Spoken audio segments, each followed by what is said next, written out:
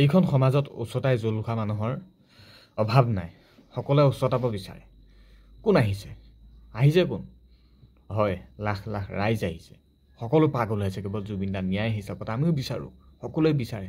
কোটি কোটি লাখ ৰাইজ আজি জুবিন দা ন্যায় হিচাপত যুঁজি আছে। যুঁজি থাকিবই লাগিব যেতিয়ালৈকে জুবিন দাই ন্যায় নাপায়। কিন্তু এটা কথা, কণ্টেণ্ট ক্ৰিয়েটৰ যিটো বস্তু বা যিটো বিষয়, এই বিষয়টোত কিছুমানে উচ্চতাব বিচাৰি আছে।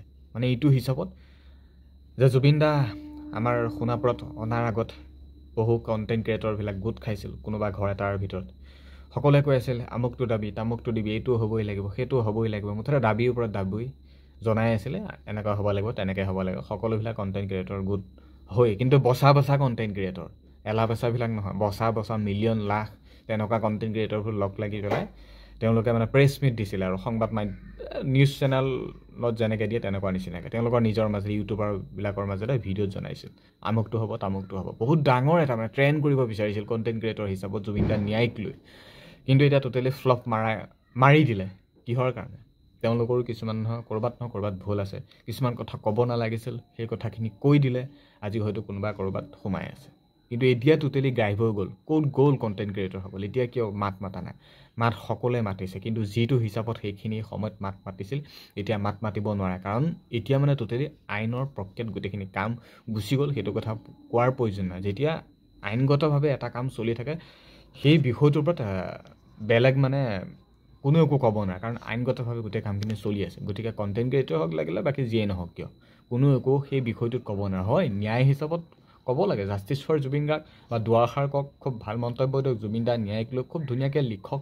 কিন্তু যিটো হিচাপত মানে দাবী উত্থাপন কৰিছিলে, বাকী যিটো হিচাপত যুঁজ দেখুৱাইছিলে, আমুক তামুক বহুখিনি ভাল কথাও কৈছিলে, কিন্তু হয়তো ক'ৰবাত নহয় ক'ৰবাত তেওঁলোকৰ ভুল হ'ল। এতিয়া মানে সেইটো হিচাপত তেওঁলোকে মাত মাতিব পৰা নাই। সকলোৱে এতিয়া বেলেগ বেলেগ কামত ব্যস্ত হৈ গ'ল।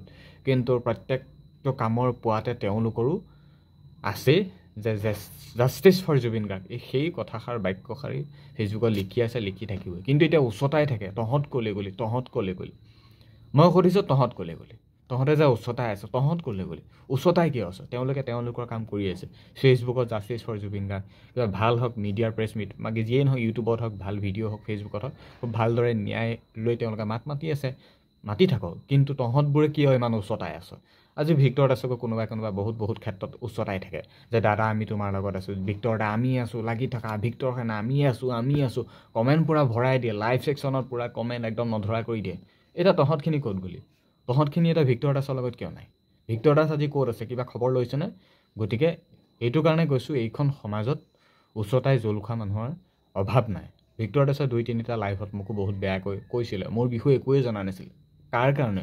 সেই ভিউৱাৰ্ছবিলাকে বহুত উচ্চতাই থাকে, আমুক তামুক ভিক্টৰ দা ইয়াক মানে এনেকৈ উচ্চতাব যে ভিক্টৰ দাৰ লগত যে সি ঘৰতে গৈ আছেগৈ, একদম পূৰা গাত গাই লাগি আছে, সেইটো হিচাপত ক'ব।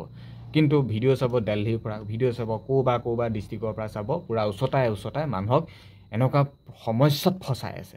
গতিকে সেইটো কাৰণে কৈছোঁ, ন্যায় হৈ মাত মাতক, খুব ভালদৰে মাতক, আইনখনক সন্মান জনাই মাত মাতক, কিন্তু অপপ্ৰচাৰ হিচাপত নহয়, কাৰোবাক বদনাম কৰা হিচাপত নহয়।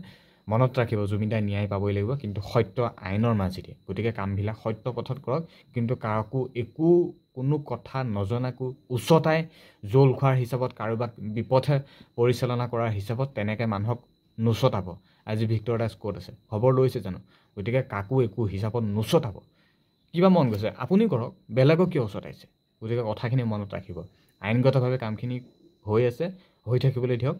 খালি সকলোৱে লিখক justice for Zubeen Garg, content creator হিচাপতে যিহেতু মই এই কথাখিনি কৈছিলোঁ, গতিকে কাকো একো নুচতাব। সকলোৱে সকলো কামবিলাক কৰি আছে, লিখক উচতাইছা। তুমি কৰা জাষ্টিছ ফৰ জুবিন গাৰ্গ, তুমি কিয় কৰা নাই?